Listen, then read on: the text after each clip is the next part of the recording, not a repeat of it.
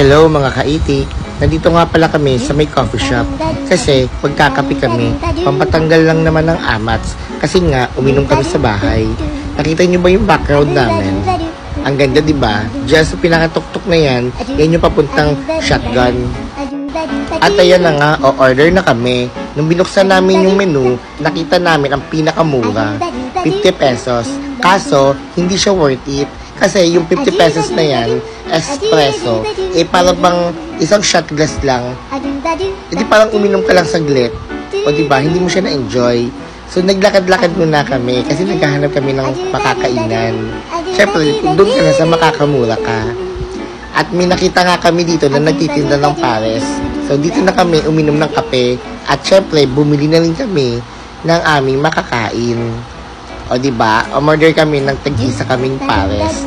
Yung pares nila dito masarap. Subukan nyo din. Dito lang yan sa may Timberland. Dito lang yan sa may baba. Hindi na kaya akyat, makikita nyo rin naman agad sila dito eh. O diba? Ang sarap niya, promise talaga. At syempre, tapos na kami kumain. Balak na namin maglakad-lakad. Di kaitik. O diba? Nagtuturo pa ako kung saan kami bababa.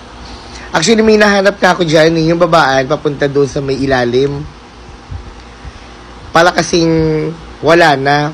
Pero, nung lumapit kami, nakita namin yung daanan. Nandun pa pala yung hagdan. So, nagdadalawang isip kami kung bababa kami dyan o hindi. Kasi nga, ano na siya, ano bang tawag doon? Ano na siya, madamo na siya.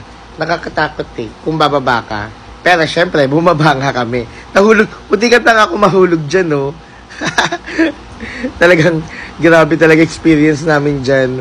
O diba, tingnan nyo naman mga kaitik. O diba, ang daming tuyong dahon. Baka anytime, baka meron lumabas na snake dyan. Ang gulo namin dyan. Kasi hindi namin alam kung saan kami pupunta. Pero nag-explore kami kung saan kami pupunta, diba? Nakakatawa.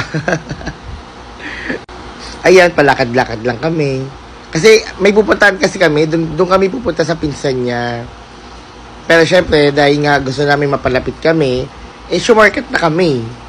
Pero alam naman daw niya kung saan papunta yung daan. Kasi, nakailang balik na rin naman daw siya doon.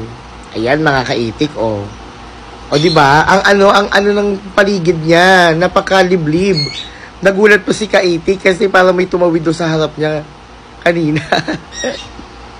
At sa hindi inaasahan, may nangyari nga kay Kaitik. Ayan, no?